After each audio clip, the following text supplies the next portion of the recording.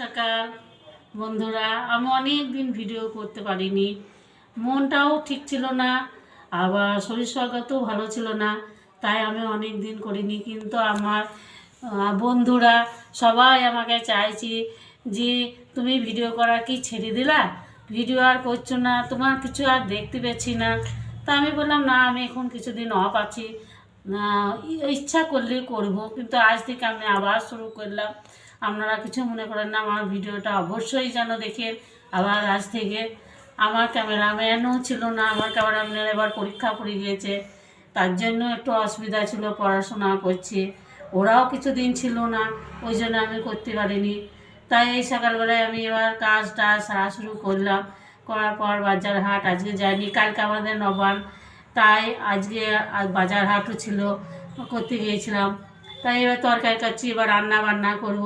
কিন্তু আমি এখন কি রাঁধবো এখন আমি বলবো না, আমি আবার আর একবার করবো, তখন আমি তরকারিটা বলবো। কিন্তু আমি তরকারি কেটে রাখলাম, তরকারিটা আমরা দেখতে পারেন তারা কেটেছি, কিন্তু কি করব সেটা এখন আমি বলবো না, আমি বলবো। নমস্কার। কি রান্না করবে? এটা সিক্রেট নাকি জাম্মা?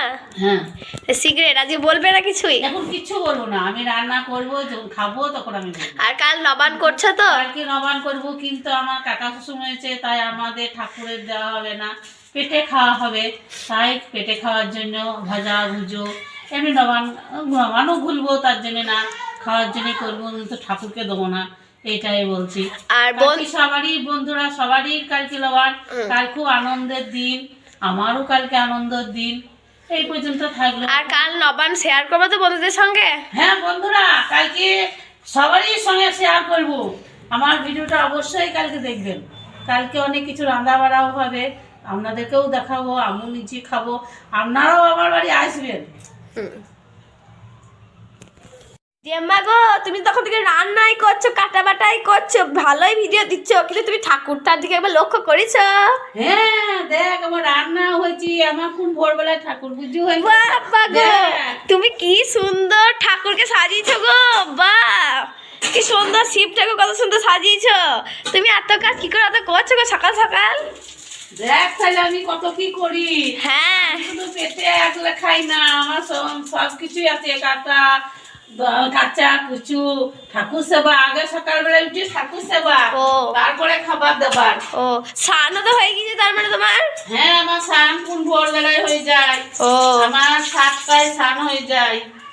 এবার আলু সেদ্ধ জিরে ভেজে নিলাম, ধনে পাতা দিয়ে এটা মাখবো। বাবা গো, হ্যাঁ। তোমার আলু সেদ্ধ তো জবাব নাই কোনো, আমি খেয়েই দেখেছি। বন্ধুরা তোমরা একদিন চলে এসো আমাদের বাড়ি আলু সেদ্ধ খেতে।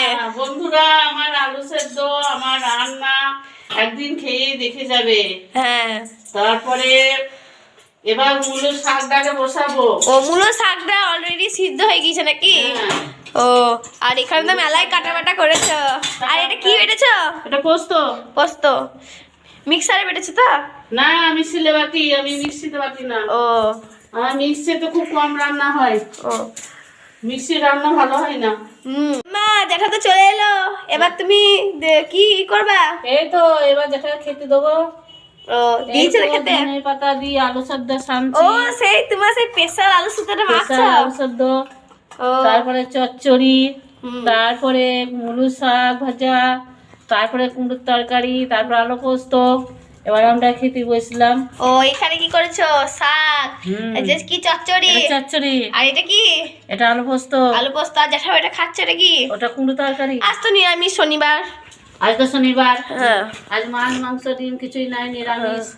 নিরামিষ তো তুমি মেলায় রান্না করেছো গো? আমার নিরামিষের রান্না প্রতিদিনই 3টি করে রান্না হয়, ডেলি। 3টির বেশি আমার রান্না, 3টি 4টি করে রান্না খাই, শুধু ভাত খাই না। আমি এক ঝুলা করে বাজার করি, সবাই দেখে গলির আমি কখনো বাজার করে আসি। হ্যাঁ সেইখানেই সমাপ্ত। হ্যাঁ, আলু সিদ্ধটা জ্যাঠাকে টেস্ট করে বলো। আর কেমন টেস্ট করে, আলু সিদ্ধটা খাও, কি রকম হয়েছে বলো।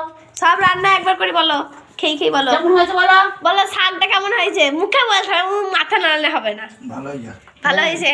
আর ওই চচ্চড়িটা ভালো হয়েছে। আর আলু পোস্তাটা খেয়ে বলো, তুমি তো না খেয়ে বলছো। ও আর ওই ইয়েটা স্পেশাল আলু সিদ্ধটা কেমন হয়েছে?